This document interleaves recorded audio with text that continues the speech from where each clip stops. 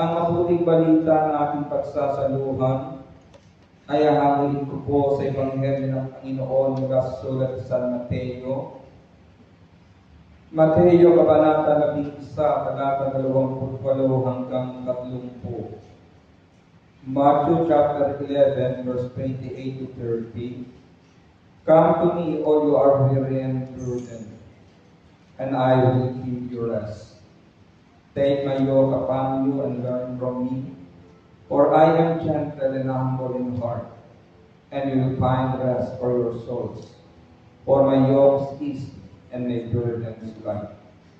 Lumapit kayo sa akin, kayong lahat na napapagod at nabibigatan sa inyong basahin, at kayo'y pagpapahingahin ko. Pasanin ninyo ang aking pangako at mag-aral kayo sa akin. Ako'y maamo at mababang loob, at makasusumpong kayo ng kapahingahan para sa inyong kaluluwa, sapagkat maginhawang dalhin ang aking pangako at magaan ang pasanin ibibigay ko sa inyo. Mga kapatid sa Panginoon, ang mabuting balita ng ating kaligtasan. Pinupuri ka namin, Panginoon. 89. Kaya mga kapatid, pagandaan po natin ha, at ito yung aking paalala sa inyo.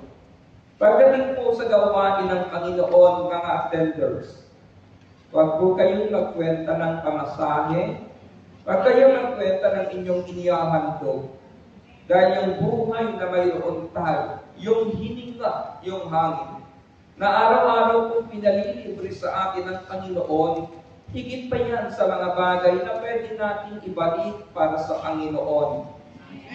Amen. At sa loob po ng 34 na taon ko sa pangangaral sa salita ng Diyos, napatunayan sa akin sa pamamagitan ng gawain ito, mga kapatid, yung mga taong mapagbigay, siya po ang pinayayaman ng Panginoon. At wala pa akong nakitang kuripot na yumaman dito. Yung iba, sa pagiging kuripot, mas lalong hirap makausad sa kanilang buhay. Kaya anumang bagay na mayroon tayo, kung gagamitin natin sa Panginoon, yung ating talent, time, treasure, at yung saya ng iyong puso, iyon din ang ibabalik sa iyo ng Panginoon. At ibang klaseng magbalik ang Diyos, siksik, ligligat, umatapang. At isa pang paalala sa inyo mga kapatid, sa November 5, araw po ito ng linggo, gaganapin po natin ang aking anniversary. At ang pinakatema ng pagtitipon sa araw na ito ay convention ng mga workers, hindi lamang sa lugar ng Hong Kong, at mga attenders, siyempre, hindi lamang sa lugar ng Hong Kong, kundi sa iba't ibang panig po na inaanyayahan nating makarating dito sa November 5. Dahil sa araw na yan, makakasama po natin ang ating servant leader at ang kanyang buong pamilya. Desire ng servant leader na makarating dito at ng kanyang buong pamilya at ang schedule po na ibinigay sa atin sa November 5. Iyan po ay sa Asia World Expo. Yan. Alam kong kabisado na ninyo mga kapatid, kaya yung mga susunod pong announcement sa darating na panahon, pakinggan ninyo. At i-enjoy natin mga kapatid ang buhay na ibinibigay sa atin at pagkakataong ibinibigay ng Panginoon. Kasi hindi na mauulit ang ganyapang kasaysayan. Yung pagkakaroon ninyo ngayon sa lugar na inyong kinalalagyan, hindi na yan mauulit. Maaaring sa susunod, panggawain dyan ka nakaupo, pero hindi na ganyan ang damit mo. Hindi na siya ang katabi mo, kaya bawat sandaling ibinibigay sa atin ng Diyos, i-enjoy po natin. Dahil hindi papayag ang Panginoon, nagisingin tayo kaninang umaga, na hindi natin maranasan ang ginhawa sa maghapon ng buhay na ito, sa kabila ng marami tayong obligasyon, alalahanin sa buhay. Amen. Isa munang malakas na palakpak sa Panginoon. At kayo po mga kapatid, dadako tayo sa salita ng Diyos na aking ibabahagi sa inyo. At mula sa Matthew chapter 11 verse 28 to 30 ay nais ko pong ihatid ang topic o tema na ito. Gawing magaang ang buhay. Gawing magaang ang buhay. Hindi baling mabigat ang iyong timbang, basta magaang ang iyong buhay. Kasi kung mabigat ka na, mabigat pa buhay mo, ay mahirap makausad diyan. Pero kung magaang ang ating buhay, mga kapatid, saan man tayo pumaroon, magiging masaya ang ating patutunguhan. Ang unang panawagang binabanggit dito ng Biblia, sabi ng Panginoon, lumapit kayo sa akin. At asahin ko pong ilang panawagan ng Panginoon para gumaang ang ating buhay. Ang sabi ng Joshua, chapter 3, verse 9, at tinawag ni Josue ang mga tao, hali kayo at pakinggan ninyo ang ipinasasabi ni Yahweh ang inyong Diyos. Ito po yung invitation ni Josue, hali kayo, magsilapit kayo at pakinggan ninyo ang ipinasasabi ni Yahweh ang inyong Diyos. Bakit? Ang salita po ng Diyos ang magpapagaang sa ating buhay. Ang maglapit sa Diyos na makapangyarihan sa lahat ang magpapagaang gaano man ka-struggle ang ating pinagdaraanan. Isaiah chapter 1 verse 18.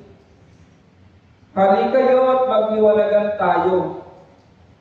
Gaano man karami ang inyong kasalanan, handa kong ipatawad ang lahat ng iyan. Kahit na kayo'y marumi sa kasalanan, kayo'y magiging busilak sa kaputian. Invitation ng Panginoon. Mabigat po ang buhay ng isang taong nasa ilalim ng kasalanan. Mabigat ang buhay ng isang taong nasa ilalim ng sumpa. Araw at gabi, gawin natin parehas na oras na maghanap buhay, pero pagdating ng katapusan, mas maraming pagbayarin kaysa sa perang papasok sa ating bulsa. Minsan nakalulungkot, yung iba may trabaho. Ilang panahon nang nagsusumikap na kumita, kapag tinanong mo, sister, may pera ka ba? Ang sagot sa'yo, wala. Wala akong pera. Bakit ka nagtatrabaho at lagi ka namang walang pera? Pero ang mga anak na El Shaddai, ang lagi niyang sagot, darating. Amen. Kahit mayroon yan, ang sasabihin niya, darating bakit? Iniisip niya yung nagtanong sa kanya, baka mangutang. So, mga kapatid, ang sabi po dito, magliwanagan tayo. Mabigat ang buhay ng isang tao na nasa dako ng kasalanan. Pero kung ang buhay natin ay nasa ilalim ng kalinga ng Panginoon, mayroon ka man bayarin tuition fee ng iyong anak, may Diyos na magtutulak ng biyayang kailangan ng iyong tahanan. Ikatlo, mga kapatid, sabi po ng Hosea, chapter 6, verse 1 to 3, hali kayo, at tayo'y manumbalik kay Yahweh. Pagkat ang nanakit ay siya rin magpapagaling, siya ang nanugat, kaya siya rin ang gagamot. Kung papansinin po natin ang verse na ito, binabanggit dito ng Diyos ay may kapangyarihan na lahat ng ating kalagayan sa buhay na ito ay pag-aani ng Panginoon. Sa pamamagitan ng kagalingan kanyang inihahatid sa atin kung tayo ay lalapit sa Kanya. Yung babaeng tinutugo po ng 12 taon at naubos ang kanyang kayamanan para magpagamot sa daluhasan ng Israel ng panahon iyon, sabi ng Biblia, naubos ang kanyang kayamanan. Hindi siya gumaling, subalit nang lumapit siya sa Panginoon, ng oras na yun, gumaling ang babaeng ito. Sundan natin ang Hosea chapter 6, verse 2 to 3. Sa loob ng 2 araw, ay mapalalakas niya tayo uli at sa ikatlong araw, tayo kanyang ibabangon upang mamuhay sa kanyang pagtangkilik. Halikayo, sikapin natin makilala si Yahweh. Tiyak na tutugunin tayo sa ating panawagan. Sintiyak ng pagdating ng mukhang liwayway, darating siyang walang pagsara, tulad ng patak ng ulan na dumidilig sa kaparangan. Kung babalikan po natin ang verse 3 ng Hosea chapter 3, tinitiyak po sa atin ng Panginoon, kung lalapit tayo sa Kanya, lahat ng kabigatan na mayroon tayo, papalitan ng kagahanan ng Panginoon. Sabi ng Psalms chapter 30 verse 5, ang abang may hapis at tigma sa luha sa bukong magdamag. Pagdating ng umaga, wala ng lungkot, kapalit ay dala. Ang abang may hapis at tigma sa luha sa magdamag.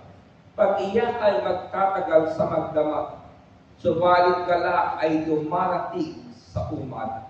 Sa bukang liwayway, wala ng lungkot, kapalit ay gala. Proverbs chapter 9 verse 5, halikayo't inyong kainin ang pagkain ko, at tunggain ang inuming inilaan ko sa inyo. Ito po ang invitation ng Panginoon. Ito yung kahulugan na sinasabi ng Panginoon, lumapit kayo sa akin, kayong lahat na nakakagal, at mabibigatan sa inyong pasanin, at bibigyan ko kayo ng kapahingahan. Proverbs 9:5, conclusion ng apat na halikayo na binanggit po na naunang verse. Sabi dito, inyong kainin ang pagkain ko at tunggain ang inuming inilaan ko sa inyo. Tanggapin natin ang Panginoon, ano man ang ating sitwasyon, pagdadaanin ng Panginoon ang ating buhay. Amen. Ito po ang tamang tingin sa kagandahan ng buhay. Minsan, may nasa lubong ako, kapitbahay namin. Sabi ko sa kanya, Mari, kumusta ka na?